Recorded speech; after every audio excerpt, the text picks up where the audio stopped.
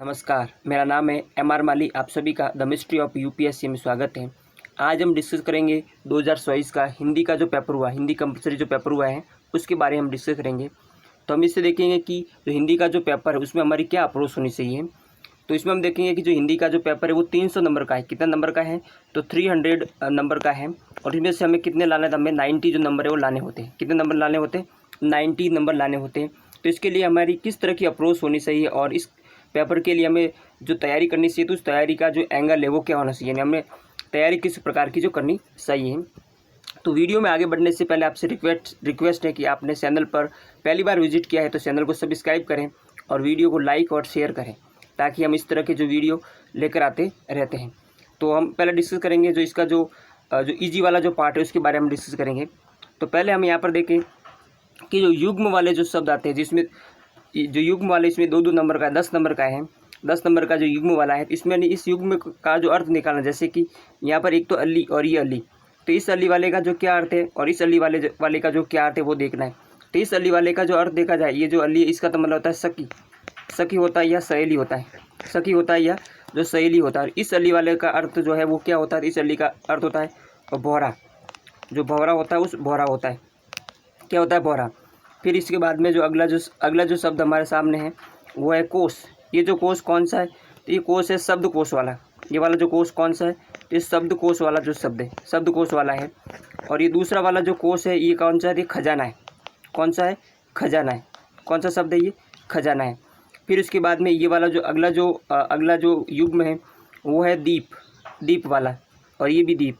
इस दीप का भी क्या अर्थ है? इस दीप का जो अर्थ है, ये वाला जो दीप है जिसमें आगे वाली जो मात्रा है, आगे वाले, इस द्वीप का मतलब होता है हाथी। इस द्वीप का मतलब क्या होता है? हाथी।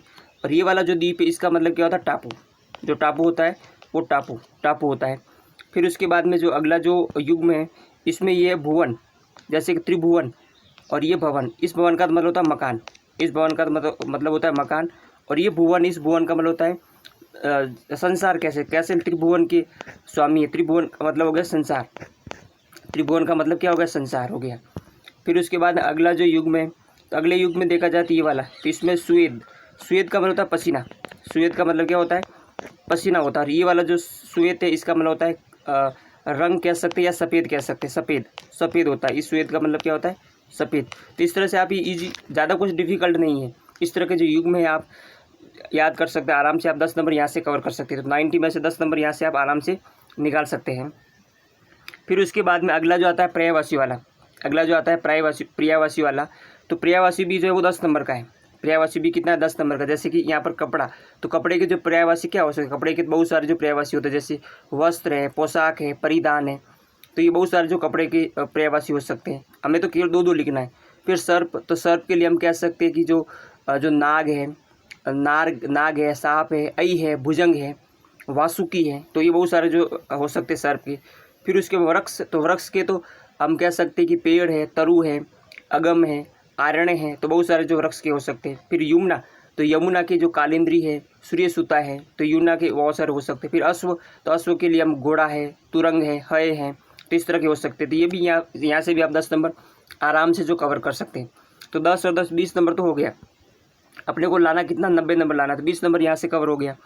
फिर उसके बाद में जो 5 यहाँ पर है, 5 यहाँ पर है, तो 10 नंबर थे। 30 नंबर यहाँ से आप आराम से निकाल सकते हैं। इसमें जो वाक्य को शुद्ध करना, जैसे यहाँ पर कह रहा है कि यह कविता अनेकों भावों को प्रकट करती है। तो यहाँ पर अशुद्धि क्या है?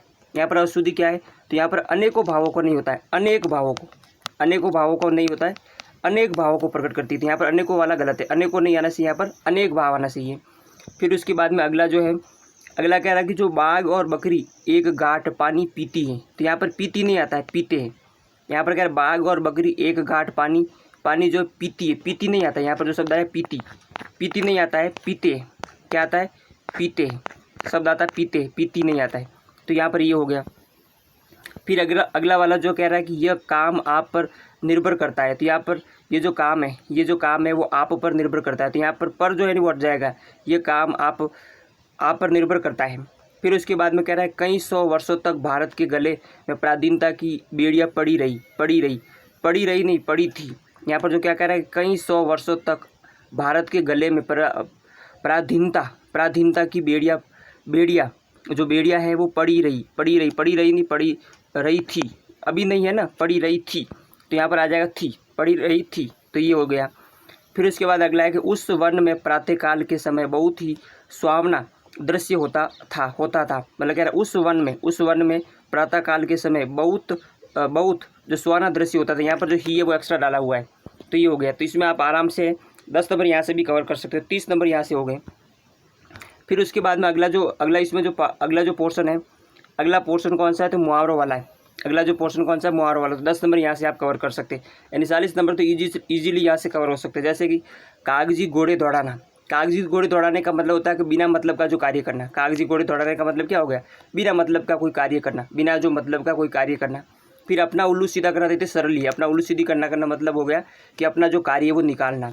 फिर लकीर का जो फ़कीर होना, लकीर का फ़कीर होने का मतलब है कि पुरानी जो बातें होती हैं उन पुरानी बातों पर चलना, पुरानी बातों पर। और शहरे पर हवाइया उड़ना, शहरे पर हवाइया उड़ने का मतलब होता है घबरा जाना या फिर जो डर जाना होता है।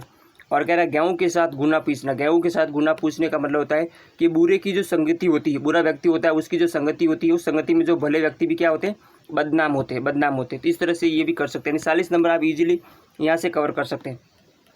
फिर ज़्यादा जो चैलेंजिंग जो पार्ट से ये वाला, जो हिंदी जो बैकग्राउंड वाले उनके लिए चैलेंजिंग पार्ट से ये वाला, तो इसमें देखो इसका क्या करना है, इसको हिंदी में ट्रांसलेट करना है, ये वाला जो है इसको हिंदी में ट्रांसलेट करना है। और मैं इसको हिंदी में ट्रांसलेट करके नहीं बताऊंगा, आपको हिंदी में जो ट्रांसलेट करना होता है, किस तरह से आप हिंदी में ट्रांसलेट करेंगे तो वो ये देखना, तो ये हिंदी में ट्रांसलेट करने वाला जो है।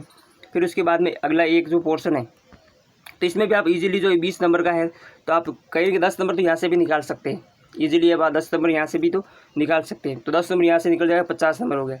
फिर ये वाला जो है, ये वाला तो इसे इंग्लिश में ट्रांसलेट करना, हिंदी वाला इंग्लिश में ट्रांसलेट करना, ये भी 20 नंबर का है, तो यहाँ से भी आप 10 नंबर आराम से निकाल सकते हैं हिंदी बैकग्राउंड के होते हुए भी, तो 60 नंबर हो गया।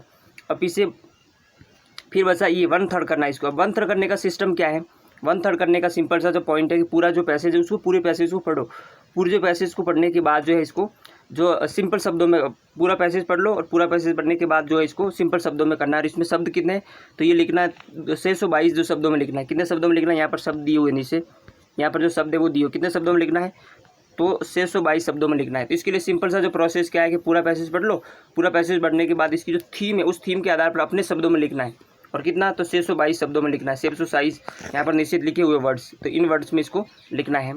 तो ये वाला ये भी हो गया, तो यहाँ से भी आप इजीली जो है, और ये कितने नंबर का है, ये भी आप बहुत ही 60 नंबर का है, 60 नंबर का था। आप आराम से यहाँ से इसको आप 1/3 करेंगे ना, आप आराम से 30 नंबर यहाँ से निकाल लेंगे, तो 60 नंबर वहाँ से आगे 30 यहाँ से 90 नंबर तो हो गया, अपना क्वालिफाई हो गया। और उसके बाद भी आगे भी और पोर्शन है, सरल जो पोर्शन है और भी आगे है।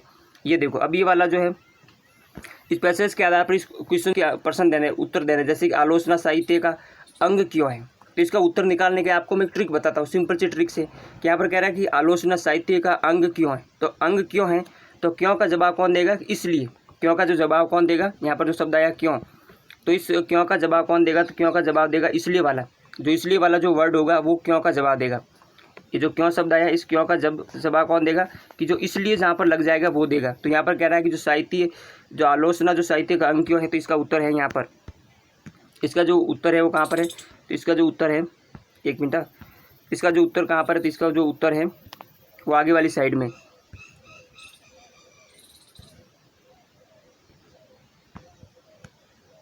यहाँ पर ये रहा। तो वहाँ पर कह रहा है कि जो साहित्य आलोचना का अंग क्यों है, तो यहाँ पर दिया हुआ है कि आलोचना साहित्य का एक अंग मानी जाती है। तो एक सिंपल लाइन यहाँ से कारण है इसलिए, तो वहाँ पर क्या आया था क्यों है, तो क्यों का जो उत्तर कहाँ से मिलेगा, इसलिए से मिलेगा, या इसलिए से मिलेगा, इसलिए कि वह साहित्य को अपनी सीमा के अंदर रखने की व्यवस्था करती है। क्या करती है, व्यवस्था करती है। ये उत्तर इसका होगा पहले वाले का हो गया कि आलोचना जो साहित्य का एक अंग मानी जाती है, क्योंकि वह साहित्य को अपनी सीमा के अंदर रखने की जो व्यवस्था करती है, इसलिए वो आलोचना का जो है मानी जाती है, आलोचना का जो है अंग मानी जाती है। फिर उसके बाद में जो अगला वाला जो क्वेश्चन है, इसके बाद में जो है अगला वाला जो क्वेश्चन कौन सा था, तो एक मिनट, अगला जो कौन सा था, अगला वाला जो था कि सत्य और असत्य भाव से क्या आशय है, जो सत्य और असत्य जो भाव है उससे क्या आशय है, मतलब जो सत्य का और असत्य जो भाव है उससे क्या आशय है, तो उसका भी जो है आंसर, इसका भी जो आंसर है इस पोर्शन में दिया हुआ है।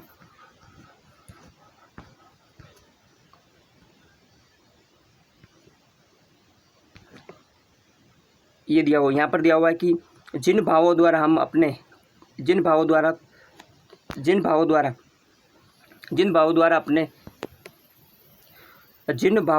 हम अपने को दूसरों में मिला सकते हैं, यही सत्य भाव है। और प्रेम हमें अन्य लोगों से मिलाता है और अहंकार पृथक करता है, और इसमें अहंकार की मात्रा अधिक होती है, वह दूसरों से कैसे मिलेगा। अतएव प्रेम सत्य भाव है और अहंकार असत्य भाव है। तो ये पूरा आप लिख सकते हैं या फिर यहाँ से भी लिख सकते हैं। तो ये वाला जो दूसरे वाले का जो आंसर हो जाएगा, फिर इस तरह से आप अगले वाले जो क्वेश्चन भी निकाल सकते हैं। फिर उसके बाद में आता है ये वाला जो अपना इसके ऊपर ऐसे लिखना है, ऐसे वाला जो आता था, ऐसे वाले में यहाँ पर लोकतंत्र और अभिव्यक्ति की स्वतंत्रता, ये भी हिंदी में लिखना है कि लोकतंत्र और अभिव्यक्ति की जो स्वतंत्रता है, और क्या भारत में पेयजल संकट आसन है, और जनजातीय संस्कृति का संरक्षण प्रयास एवं संभावना है, और थोथासना बाह्य गणना। इसमें आप आराम से लिख सकते हैं, लोकतंत्र वाले पर भी लिख सकते हैं। कंटेंट अपने को कितना 600 शब्दों में लिखना, तो इसमें फिर कंटेंट मिल जाएगा। इसमें भी जो ईजिली आपको जो है कंटेंट मिल जाएगा, वो वाले पर भी आपको कंटेंट मिल जाएगा।